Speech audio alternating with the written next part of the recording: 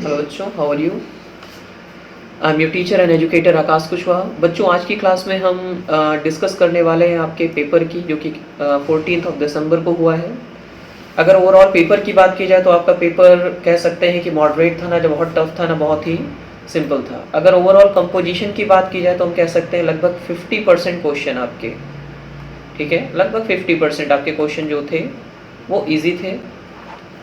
उसमें से 30% क्वेश्चन कहे जा सकते हैं थोड़े से मॉडरेट टाइप के थे, ना बहुत डिफ़िकल्ट थे ना बहुत इजी थे, जिन्हें एनालाइज करके किया जा सकता है। अगर इजी क्वेश्चन की बात की तो उन्हें केवल पढ़ के किया जा सकता है, इनके लिए हमें पेन चलाने की ज़रूरत नहीं पड़ती है, ठीक है। और 20% क्वेश्चन की बात की जाए तो ये थोड़ा सा हमारे लिए, ठीक है, अच्छे क्वेश्चन कहे जा सकते हैं, जिसको हम डिफ़िकल्ट भी कह सकते हैं, ठीक है। इसके लिए थोड़ा सा माथापच्ची आपको करनी पड़ी होगी। तो ये आपके ओवरऑल कंपोजिशन है। तो इसके बेसिस पे हम कह सकते हैं आपका पूरा का पूरा जो पेपर था वो क्या था, वो मॉडरेट लेवल का था, जिसमें आसानी से स्कोर किया जा सकता है 80 से 90%, ठीक है। और अगर आपने अच्छे से पढ़ाई की है तो आप 90% से 100% भी गेन कर सकते हैं। तो आइए पूरे पेपर की एनालिसिस करते हैं और देखते हैं वन बाय वन कि हर क्वेश्चन का आंसर क्या आएगा और कैसे आएगा। चलिए देखते हैं।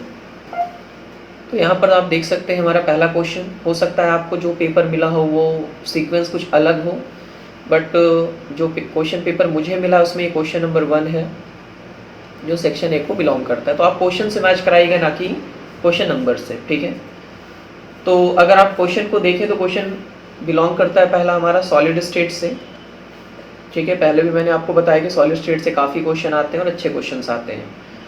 तो in a crystal of ionic compound the ion Q form a CCP lattice and ion P occupy all the tetrahedral void, ठीक है। तो Q जो है वो क्या बना रहा है, जो आपका Q है वो CCP लैटिस बना रहा है,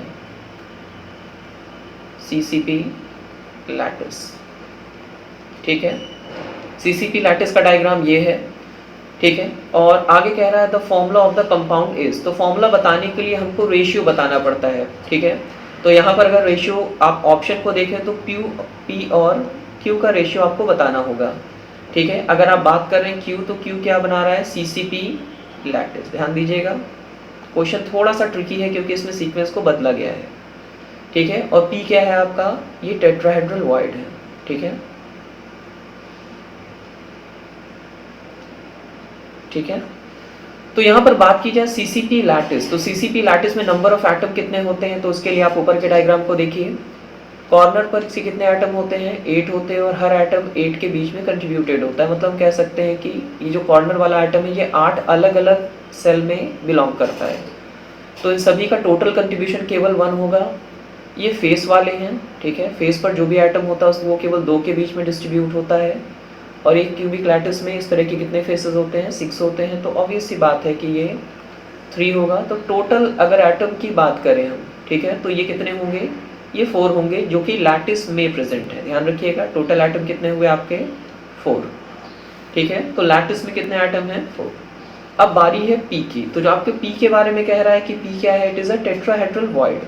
सो एक फॉर्मूला होता है जिसको हम सिंपली कह सकते हैं, ठीक है, कि आपका फॉर्मूला कहता है कि number of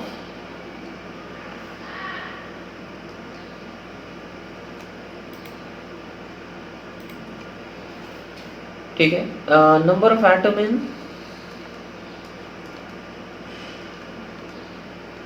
in tetrahedral void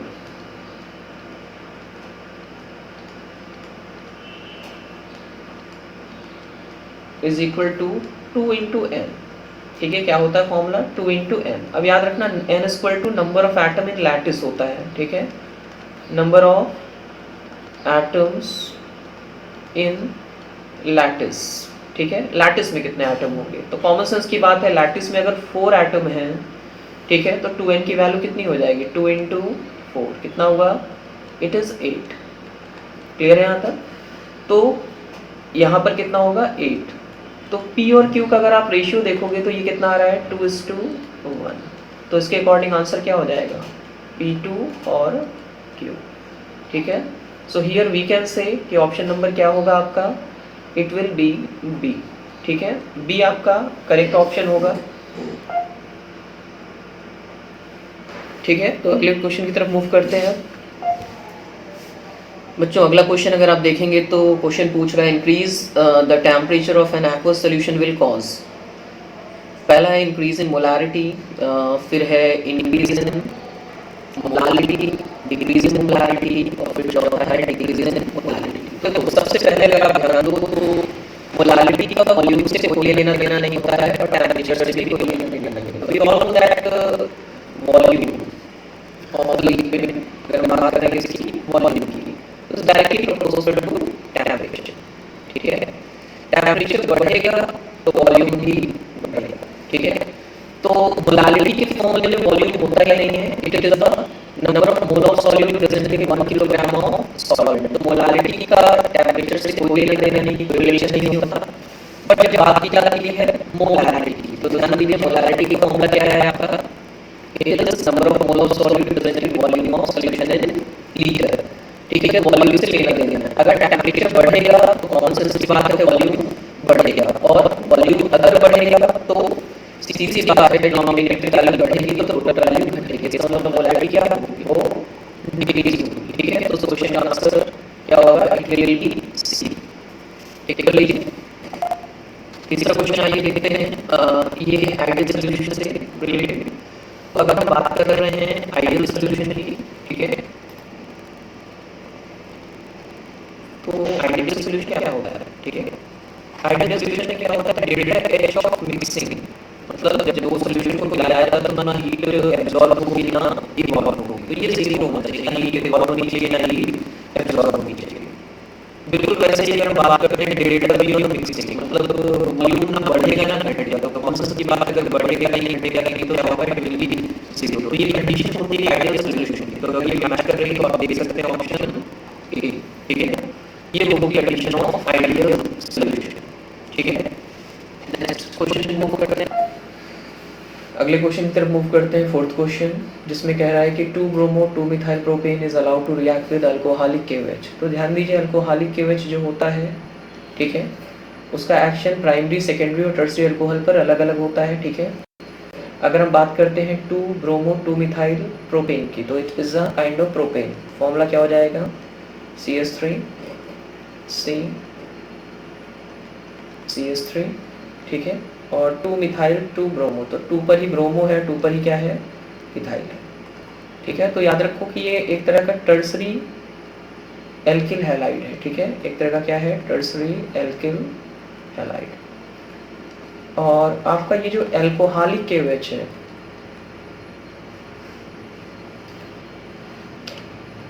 ठीक है, ये आपका एल्कोहलिक KOH ये एक तरह का डिहाइड्रेटिंग एजेंट का काम करता है। ठीक है, ये एक तरह का स्ट्रॉन्ग अल्कली है। ठीक है, और यहाँ पर अगर आप ध्यान से देखोगे तो ये टर्सरी आपका कैसा है, ये कार्बन आपका टर्सरी कार्बन है, इससे जुड़ा हुआ है। तो यहाँ पर अगर आप देखोगे तो ये रिएक्शन का टाइप होगा डिहाइड्रो हैलोजिनेशन।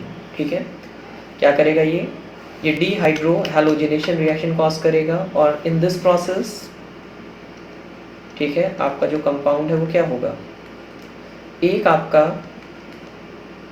जो हाइड्रोजन होगा, ठीक है, एक आपका ब्रोमीन रिमूव होगा और एक आपका हाइड्रोजन रिमूव होगा। ठीक है, तो माइनस आप HBr लिख सकते हैं यहाँ पर।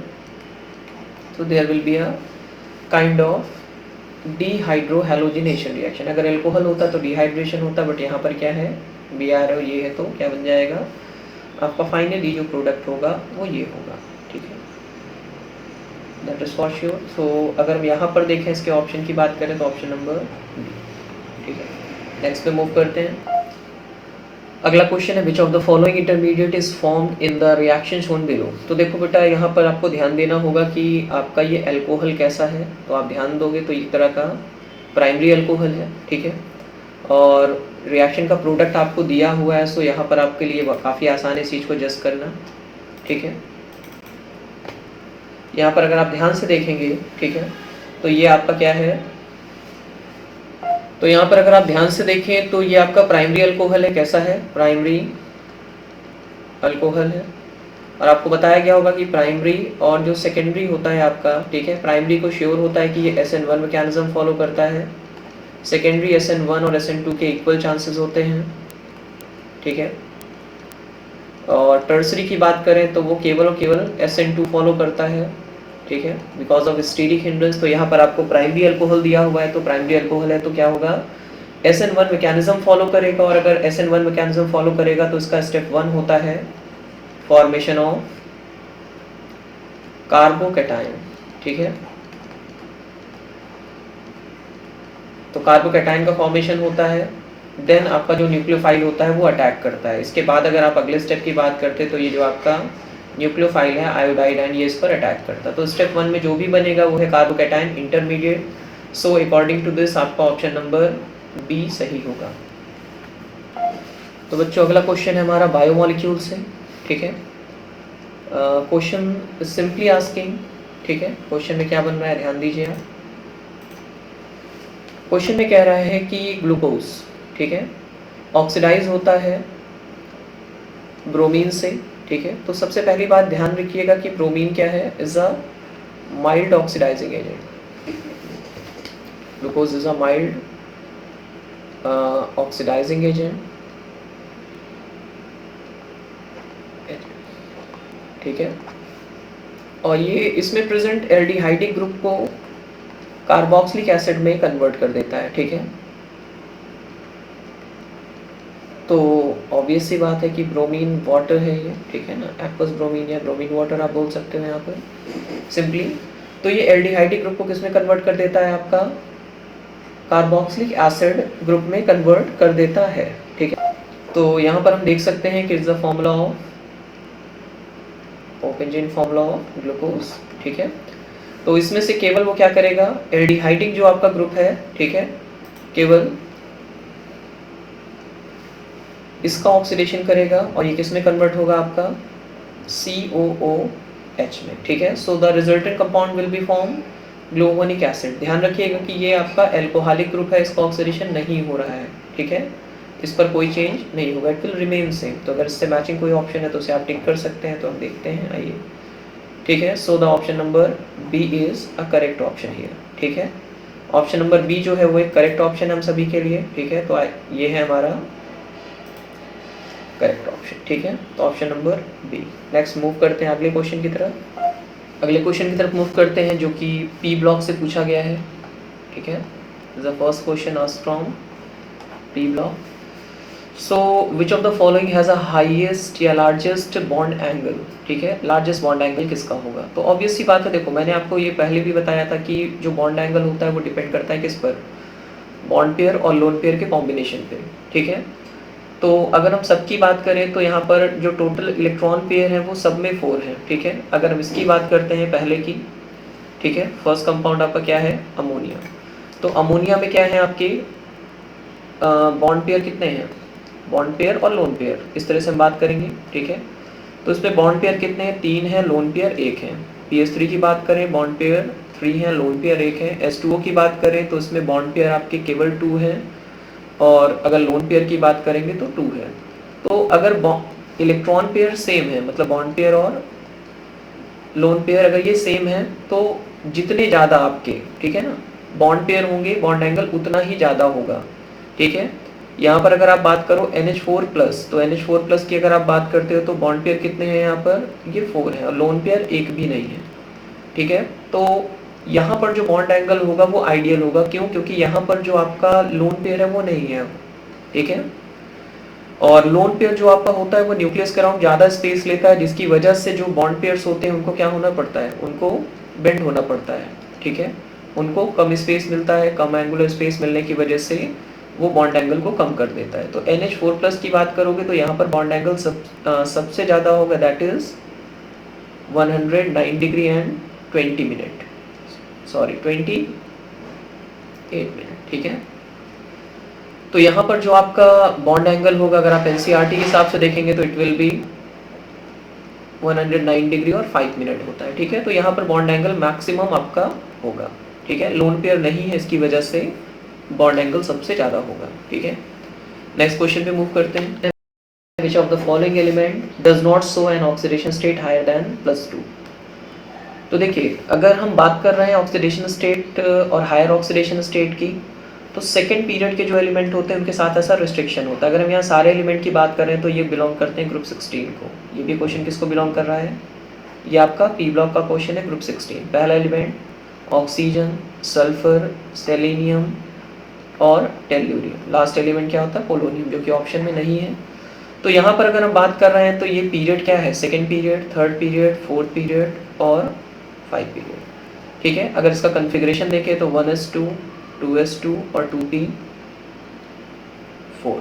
ठीक है, एटॉमिक नंबर 8 होता है।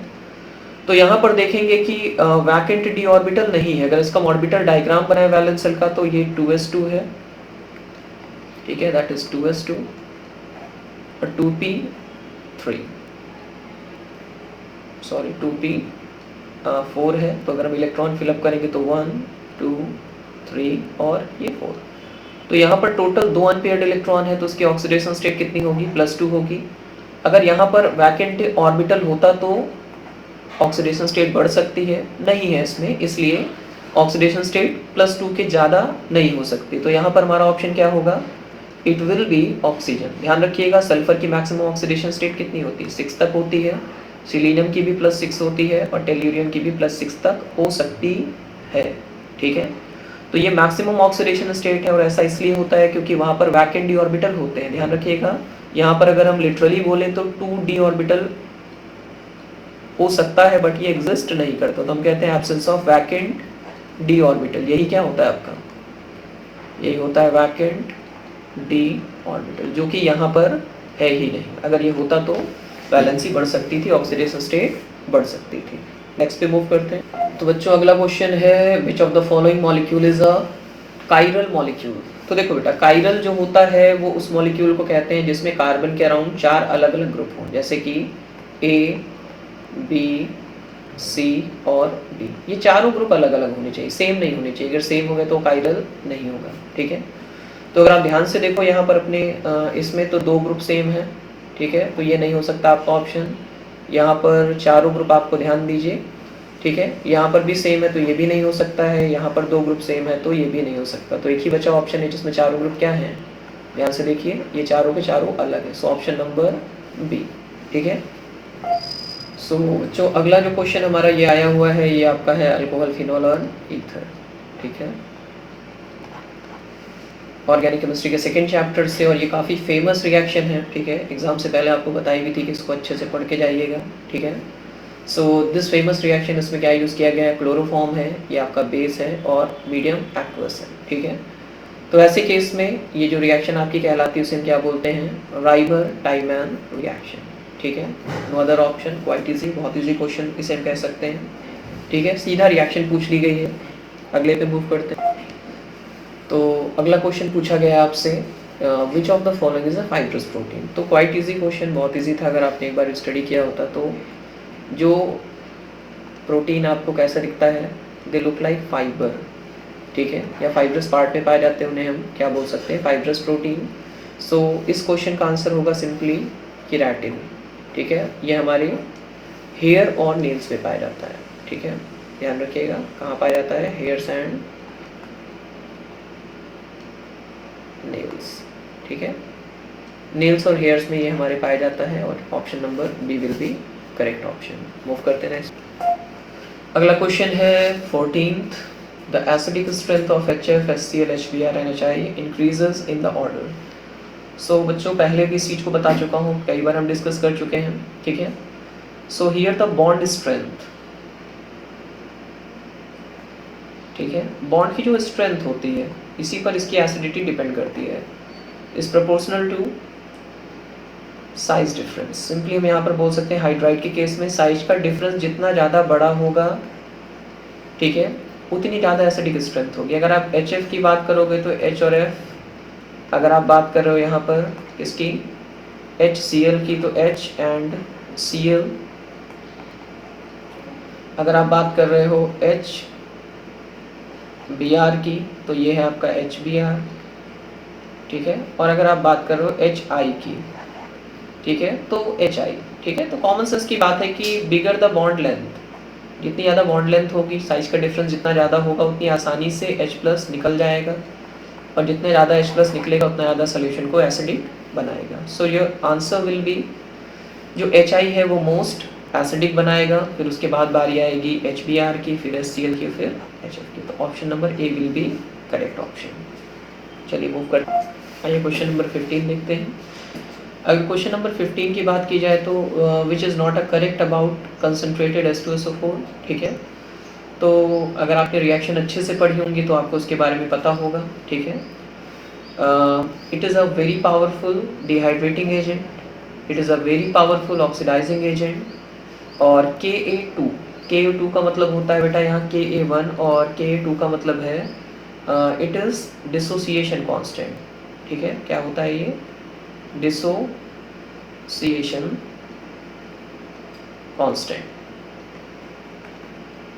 ठीक है। तो अगर आप ध्यान दो तो H2SO4 क्या है? एक तरह का डाइप्रोटिक एसिड है, और जब ये डिसोसिएट होता है रिवर्सिबली तो पहले स्टेप में ये केवल एक H+ देता है, ठीक है, और HSO4 माइनस प्रोवाइड करता है, ठीक है।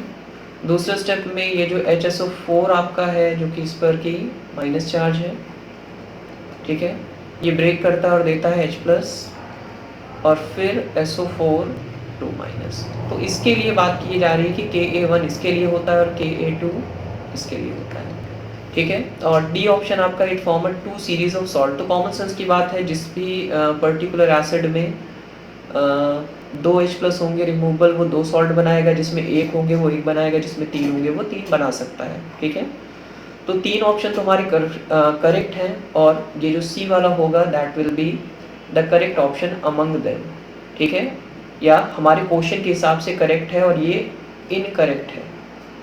आ रही बात समझ में? ठीक है, तो आप टिक मार सकते हैं क्या? Ka2 is greater than Ka1। ये इनकरेक्ट है, क्योंकि पहला H+ आयन निकलना काफ़ी आसान होता है, ठीक है, और जब दूसरी बार होता है तो वो काफ़ी डिफिकल्ट होता है। तो करेक्ट होना चाहिए क्या आपका? Ka1 is greater than Ka2, ठीक है। तो ध्यान रखिएगा ये करेक्ट होता है, और एसिड के केस में नॉर्मली यही होता है, कभी भी Ka2 is not greater than Ka1 या Ka3 is not greater than Ka2 in most of the cases, ठीक है। ये जो अगला क्वेश्चन पूछा गया है, ये आपसे पूछा गया है सॉल्यूशन से, ठीक है।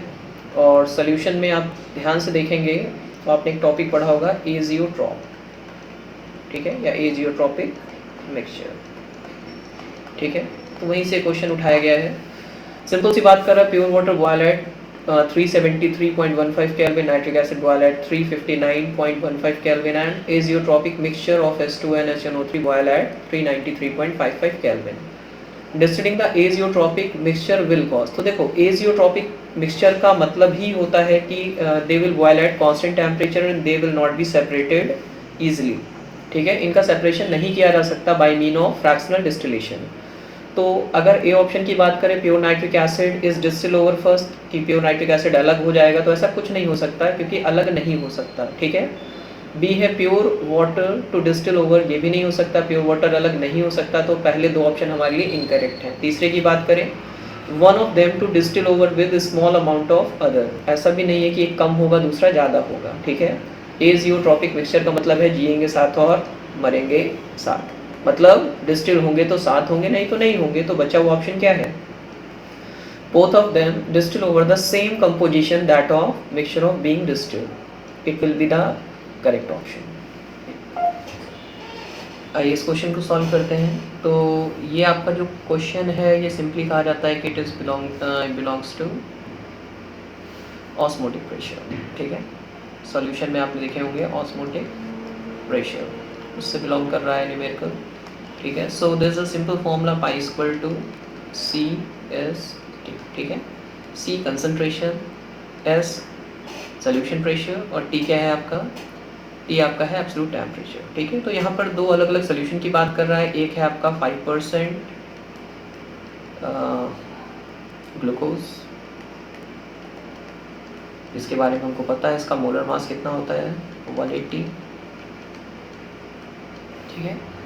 और अगर हम बात कर रहे हैं दूसरे सोल्यूशन की तो वो 1% है, उसके बारे में हमको नहीं पता, ना ही उसका मोलर मास पता है। मोलर मास हम मान लेते हैं x ग्राम है। सॉल्व करते हैं तो दो सोल्यूशन कह रहा है आइसोटोनिक। सोल्यूशन क्या है आपके? आइसोटोनिक। ठीक है, आइसोटोनिक का मतलब होता है सेम ऑस्मोटिक प्रेशर। ठीक है, दोनों का ऑस्मोटिक प्रेशर क्या होगा?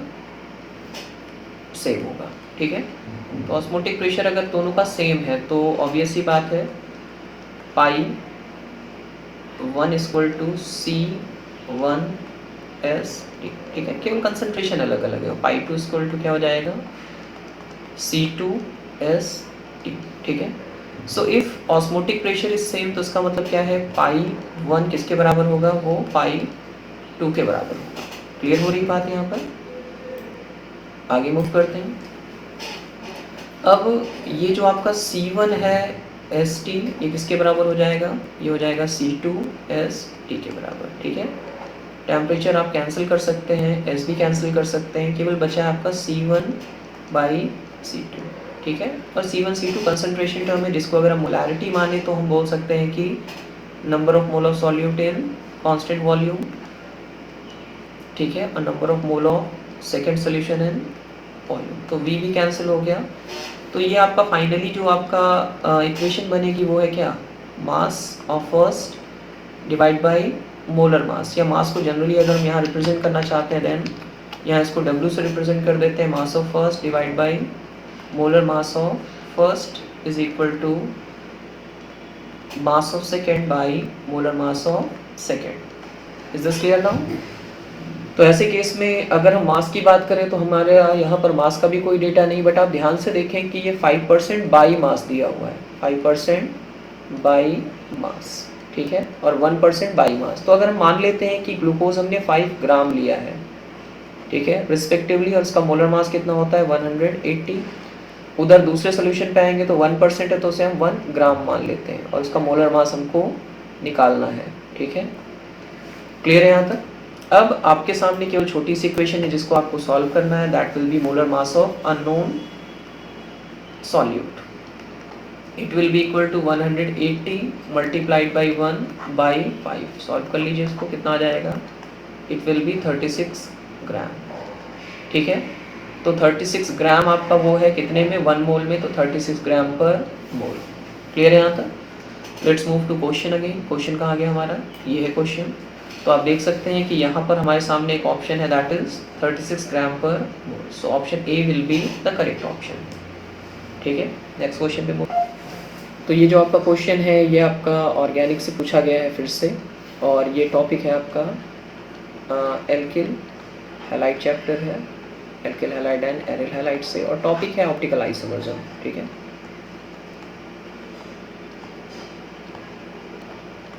ठीक है, तो यहाँ पर अगर आप देखो तो आपसे कह रहा है कि SN1 reaction of an enantiomerically pure chiral alkyl halide give a product. तो ऑब्वियस सी बात है कि अगर यहाँ पर ऑप्टिकल आइसोमर्सम इन्वॉल्व हो रही तो आपको दो बातें बताई गई थी कि अगर SN1 है टाइप ऑफ रिएक्शन तो यहाँ पर इन्वर्जन एंड रिटेंशन दोनों होता है। ठीक है, ऐसा बिल्कुल नहीं कि नहीं होता है। और अगर SN2 है तो आपको इन्वर्जन से रिलेटेड प्रोडक्ट मिलेगा। ठीक है, ये बताया गया साफ साफ। तो लेकिन जब बात होती है SN1 की तो हम कहते हैं दोनों से रिलेटेड प्रोडक्ट आपको मिलेगा, बट वो क्या होगा? 50-50% होगा। ठीक है, तो 50-50% अगर आपका इन्वर्जन से और रिटेंशन से प्रोडक्ट मिल रहा है तो एक 50% D होगा, 50% क्या होगा? L होगा, और इस मिक्सचर को कहते हैं रेसमिक मिक्सचर। ठीक है, क्या बोलते हैं? रेसमिक मिक्सचर कहते हैं, जिसमें कि 50% D आइसोमर होता है और 50% L होता है, और दोनों एक दूसरे के इक्वल एंड अपोजिट होते हैं, इसलिए कोई ऑप्टिकल आइसोमरिज्म कॉज नहीं करते।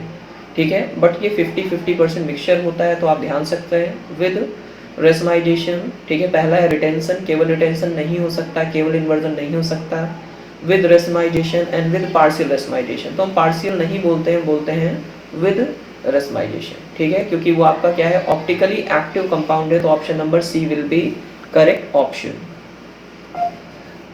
बात करते हैं क्वेश्चन नंबर 19 की। तो यहाँ पर क्या है आपका, in the following reaction pH और CS2 डबल बॉन्ड से दिया हुआ है। तो आइए देखते हैं, पहले इसका स्ट्रक्चर बना लेते हैं हम लोग। ठीक है, ये आपका है CH और डबल बॉन्ड CS2। ठीक है, और यहाँ पर जो रिएजेंट लिया है इसको लेकर थोड़ा सा अलर्ट हो जाना, that is B2S6। It is called diborane, it is S2O2 hydrogen peroxide और OH minus is a kind of nucleophile. ठीक है, तो यहाँ पर ये अनसैचुरेटेड कंपाउंड आपको दिख रहा है और इसमें एडिशन रिएक्शन होगी और B2S6 जो है, ठीक है, ये आपको हाइड्रोबोरेशन की तरफ इशारा कर रहा है और S2O2। ठीक है, तो एक्चुअल में क्या होगा, यहाँ पर OH ग्रुप इंसर्ट होगा, बट किससे अटैच होगा इसका ध्यान रखना है। तो S2O2 की प्रेजेंस सीधी सीधी बात करती है एंटी मार्कोनिकॉफ रूल की। एंटी मार्कोनिकॉफ एडिशन होगा, ठीक है, और हाइड्रोबोरेशन में हमेशा यही होता है। तो यहाँ पर अगर आप ध्यान देंगे कि मार्कोनिकॉफ रूल अगर फॉलो करता है तो OH उस कार्बन से जुड़ता है जिसके पास कम हाइड्रोजन है, that is this one, but S2O2 की प्रेजेंस में वो इस कार्बन से प्रेजेंट होगा जिसके पास क्या है, ज़्यादा हाइड्रोजन है। सो आपका प्रोडक्ट क्या होगा, इट विल बी CH2, एक हाइड्रोजन यहाँ जुड़ेगा, ये भी आपका रहेगा CS2, लेकिन OH जो ग्रुप होगा वो आपका इसी से जुड़ेगा। ठीक है, सो अगर आप ऑप्शंस को तलाशें इसमें से तो आप ध्यान से देखेंगे कि ये पीएच आपका है, ये CS2 OH, ये आपका बी ऑप्शन ठीक होगा। ठीक है, ध्यान दीजिएगा। अगले क्वेश्चन की तरफ मूव करते हैं। तो क्वेश्चन है alpha D glucopyranose and beta D glucopyranose. Pyranose का मतलब होता है आपका 6 कार्बन वाली रिंग।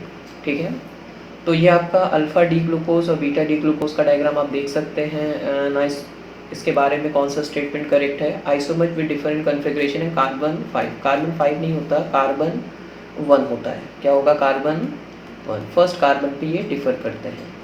क्लियर हो रही है बात। अगर आप ध्यान से देखें तो फर्स्ट कार्बन क्या है, वो ये है। ठीक है, तो इस पर आप देख रहे होंगे OH और H डिफर कर रहे हैं। ठीक है, फिर ज्योमेट्रिकल आइसोमर नहीं, ज्योमेट्रिकल नहीं होते हैं, ये ऑप्टिकल आइसोमर्स होते हैं। ठीक है, फंक्शनल आइसोमर भी नहीं होते हैं। अब क्वेश्चन ऑप्टिकल आइसोमर आपको नहीं मिल रहा है तो आप क्या टिक मारेंगे, एनोमर्स। तो बेटा ध्यान रखिएगा कि anomers are the specific type of optical isomer. क्या होते हैं ये, एक specific type of optical isomerism show करते हैं जिसको आप बायोमॉलिक्यूल चैप्टर में पढ़ा होगा आपको। ठीक है, मूव करते हैं नेक्स्ट क्वेश्चन। अगला क्वेश्चन आपका फिर से मिला है हमें P ब्लॉक से, अगर आप देखेंगे तो। ठीक है, ये क्वेश्चन किसका है, ये P ब्लॉक का एक क्वेश्चन है। ठीक है,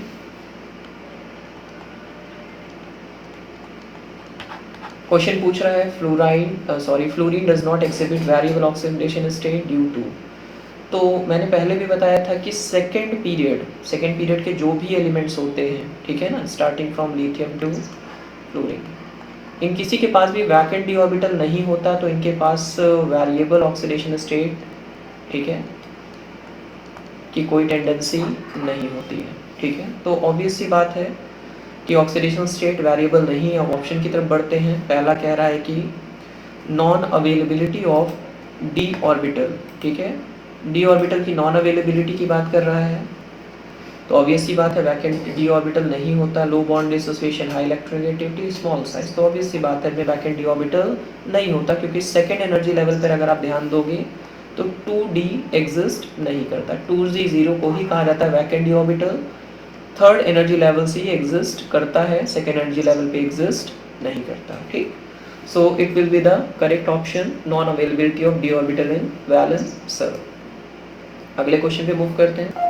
अगले क्वेश्चन की तरफ मूव करते हैं बच्चों। ये क्वेश्चन फिर से आया आपका P ब्लॉक से।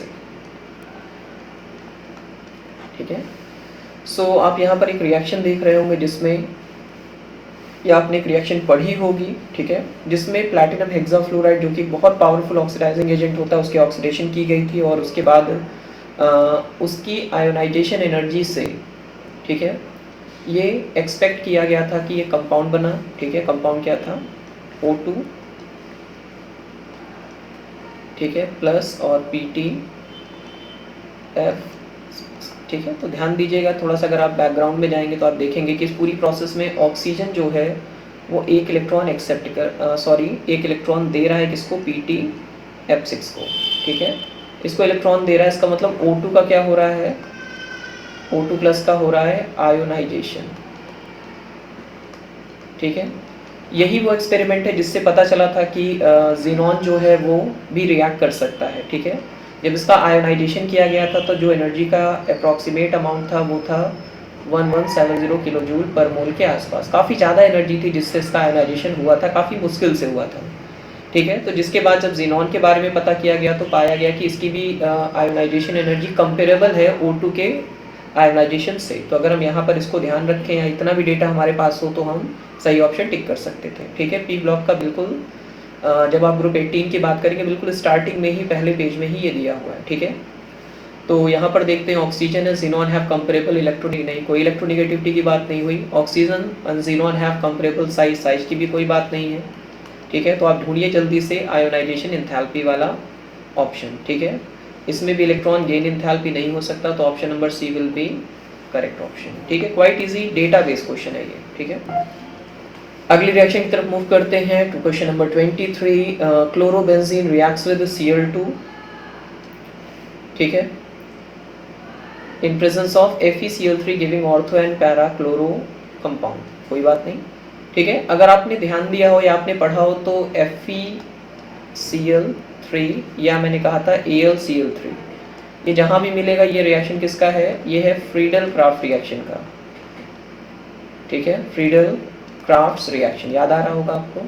ठीक है, and they are Lewis acid, क्या होते हैं ये लुईस एसिड होते हैं। ठीक है, और लुईस एसिड क्या करते हैं, ये हेट्रोलिटिक डिसोसिएशन को फेवर करते हैं। तो अगर आप देखेंगे क्लोरोबेंजीन को,